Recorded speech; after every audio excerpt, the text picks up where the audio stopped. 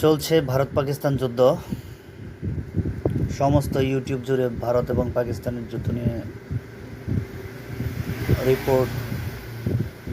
আসসালামু আলাইকুম। চলমান ভারত পাকিস্তান যুদ্ধে সম্ভাব্য ফলাফল এবং বিশ্লেষণধর্মী আলোচনা নিয়ে আমরা উপস্থিত হয়েছি আজকে। আমাদের সাথে আছেন সিজানুল করিম। হ্যাঁ, সিজানুল করিম। হাই। তো তুমি তো জানোই যে ভারত পাকিস্তান যুদ্ধ অলরেডি 2 দিন চলছে। হ্যাঁ। তো ভারত পাকিস্তান যুদ্ধ নিয়ে তোমার কি অবস্থা? মানে কে জিততে পারে, ভারত না পাকিস্তান? ধন্যবাদ আমাকে কথা বলার সুযোগ করে দেওয়ার জন্য। আসলে আমরা যদি পরিসংখ্যান দেখি তাহলে পরিসংখ্যানে ভারত অনেকটাই এগিয়ে পাকিস্তানের তুলনায়। তাদের সমরাস্ত্র, তাদের সৈন্য সংখ্যা, তাদের যুদ্ধজাহাজ সবকিছু মিলে ভারত অনেকটা এগিয়ে।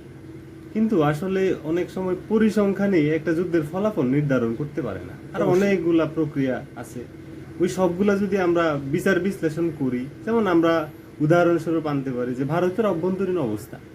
যে ভারতের অভ্যন্তরীণ অবস্থা, এদিকে যদি আমরা 7 সিস্টার্স এর কথা বলি, ওরা নিজের আলাদা একটা রাষ্ট্র গঠন করতে চায়। এদিকে হচ্ছে ভারতের একটা থ্রেট। সাম্প্রতিককালে মণিপুররা হচ্ছে আন্দোলন করে, 7 সিস্টার্স ওরা আলাদা একটা রাজ্য গঠন করতে চায়। হ্যাঁ, আমরা জানি হচ্ছে ওইদিকে পাঞ্জাব, যেটা খালিস্তান আন্দোলন নামেও পরিচিত, ওইদিকে তারাও আলাদা একটা রাষ্ট্র হিসাবে প্রতিষ্ঠা হইতে চায়। তারাও পাকিস্তানকে সমর্থন করে। তাহলে ওই দিকে হচ্ছে ইন্ডিয়ার একটা থ্রেট থাকে যে আমি যদি সমস্ত সৈন্য সংখ্যা পাকিস্তানের দিকে মুভ করি, তাহলে আমার 7 সিস্টার্স থাকবে না, আমার পাঞ্জাব থাকবে না।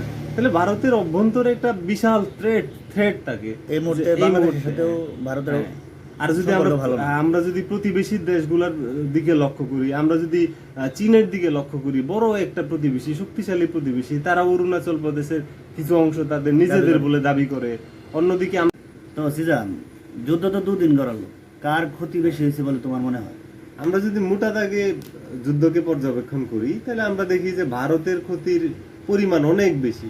সে একদিনের অ্যাটাকে এসে তার 5টা যুদ্ধ বিমান হারায়। তোর মধ্যে 3টি বিমান ছিল রাফেল অত্যাধুনিক প্রযুক্তির, আর একটা হচ্ছে সুখোই সিরিজের বিমান, আর একটা হচ্ছে মিক্স সিরিজ, কিন্তু 2টা সোভিয়েত আমলের বিমান। কিন্তু ভারত তার অত্যাধুনিক বিমান হারায়, সেখানে পাকিস্তান অ্যাটাক করেনি। পাকিস্তান প্রতিরক্ষামূলক আক্রমণ করেছে মাত্র।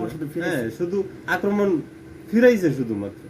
এই প্রতিরক্ষামূলক আক্রমণেই তাদের 5টা বিমান ধ্বংস। আসলে তাদের প্রতিবেশী কোন রাষ্ট্রই ভারতের শুভাকাঙ্ক্ষী নয় এই মুহূর্তে নয়। এইটা হচ্ছে যুদ্ধের মধ্যে একটা বিরাট একটা ভূমিকা পালন করবে, সাইকোলজিক্যালি একটা ভূমিকা পালন করবে। এইদিকে ভারত অনেকটা পিছনে থাকবে। আবার আমরা যদি দেখি যে আসলে একটা যুদ্ধ নির্ধারণ হয়